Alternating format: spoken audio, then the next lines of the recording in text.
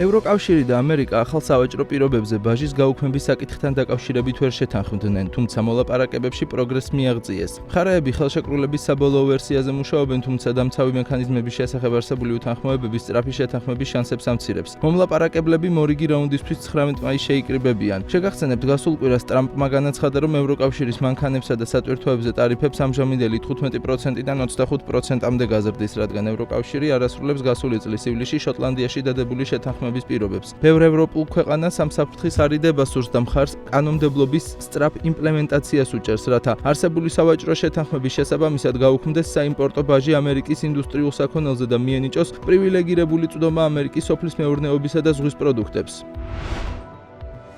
ჩინური კომპანიები კვლავაც აგრძელებენ ძრავების მიკროჩიპებისა და სხვა კომპონენტების მიწოდებას ირანისა და რუსეთისთვის შაჰედის ტიპის კამიკაძე დრონების საწარმოებლად. ამერიკის სანქციების მიუხედავად წერს Wall Street ჟურნალი. ჩინეთის საბაჟო მონაცემების თანახმად ჩინეთში არსებული კომპანიები ირანისა და რუსეთის ქარხნებში ასობით კონტეინერ კომპონენტს გზავნიან. გარკვეული პერიოდის განმავლობაში ამერიკისა და ევროპის სანქციებისთვის გვერდისავლის მიზნით ჩინელი ექსპორტიორები კონკრეტულ ტვირთებს განზრახ არასწორად ანიჭებდნენ კვალიფიკაციას, თუმცა ამერიკის ხაზინის მაღალჩინოსნებისა და შეიარაღების ანალიტიკოსების თქმით, ხშირ შემთხვევაში ისინი ამ ხერხსაც აღარ მიმართავენ. ამერიკის ხაზინის გამოძიება მაჩვენა, რომ თითქმის ყველა ამერიკული და ევროპული კომპონენტი ავტორიზებული დისტრიბუტორების მეშვეობით საცალო მოვაჭრეებს კონტინენტურ ჩინეთში ან ჰონკონგში ეგზავნებოდათ, რომლებიც შემდეგ მათ ირანში ან რუსეთში აგზავნიდნენ. გადახდები როგორც წესი ფიქტიური კომპანიების მეშვეობით ხორციელდება, რომელთა დაფუძნებაც ჰონკონგში მარტივია და რომლებიც საქონლის საბოლოო დანიშნულების ადგილის დამალვას ეხმარებიან. მოქმედი და ყოფილი მაღალჩინოსნების თქმით, ამერიკას არ შეუძლია ამ ვაჭრობის სრულად შეჩერება, ამიტომ მისი მიზანი ირანისა და რუსეთისთვის ხარჯების მაქსიმალურად გაზრდაა.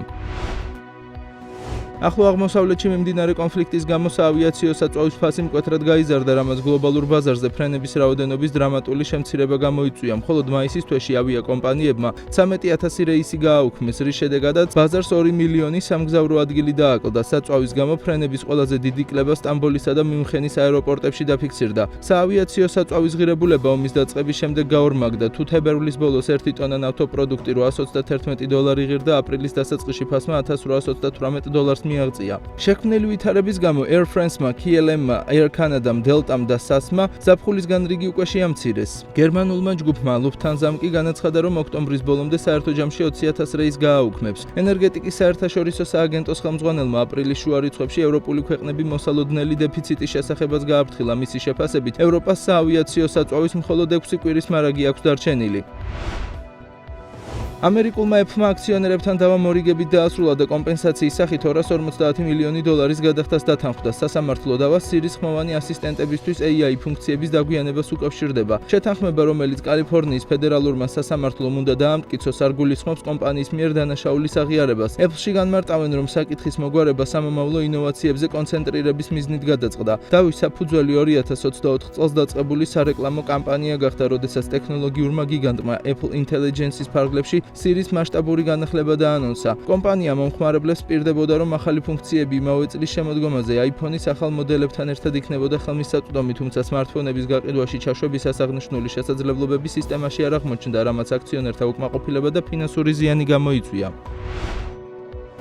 ტექნოლოგიურმა გიგანტმა AMD-მ პირველი კვარტლის ფინანსური ანგარიში წარადგინა, რომლის მაჩვენებელმაც ანალიტიკოსების მოლოდინებს გადააჭარბა. კომპანიის შემოსავალმა $10.3 მილიარდი შეადგინა, ხოლო მოგებამ თითო აქციაზე $1.37. პოზიტიური ანგარიშის წარმოდგენის ფონზე AMD-ის აქციების შეფასება წინა სავაჭრო სესიაზე 18%-ზე მეტით გაიზარდა. კომპანიის ზრდის მთავარი მამოძრავებელი ძალა მონაცემთა დამუშავების ცენტრების მიმართულებაა, რომლის შემოსავალი წლიურად 57%-ით გაიზარდა და $5.8 მილიარდი შეადგინა. რაც შეეხება სამომხმარებლო სეგმენტს, მან 2.9 მილიარდი მოიტანა, ხოლო გეიმინგის მიმართულებამ 720 მილიონი. ხელოვნურ ინტელექტზე მომუშავე აგენტებისა და ავტონომიური ბოტების მიმართ ინტერესი ზრდა, ამ პროცესორებზე მოთხოვნა მკვეთრად გაზარდა. ამასთან AMD ბაზარზე Helios-ის სისტემის გაშვებას გეგმავს, რომელიც კომპანიის გრაფიკულ და ცენტრალურ პროცესორებს ერთიან სერვერულ პლატფორმაში გააერთიანებს. მეორე კვარტლისთვის კომპანია 11.5 მილიარდამდე შემოსავალს პროგნოზირებს, რაც კვლავ აჭარბებს ანალიტიკოსების მიერ დაფიქსირებულ 10.5 მილიარდიან მოლოდინს.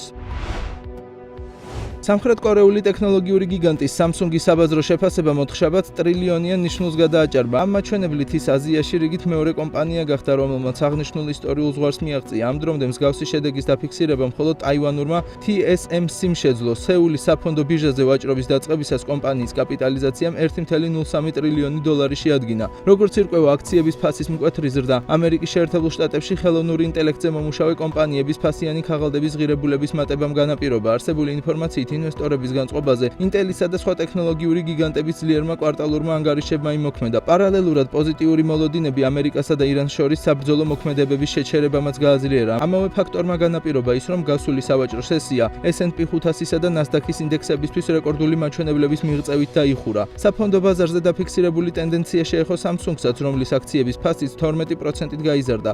აღსანიშნავია, რომ ეს მაჩვენებელი მნიშვნელოვნად აჭარბებს benchmark Kospi-ს 5.4%-იან ნამატს. ცნობისთვის ტექნოლოგიური სექტორის მიმართ გაზრდილი ინტერესი უშუალოდ გლობალურ ბაზარზე AI ჩიპების მიმართ მოთხოვნისა და რეალიზაციის მკვეთრ მატებას უკავშირდება.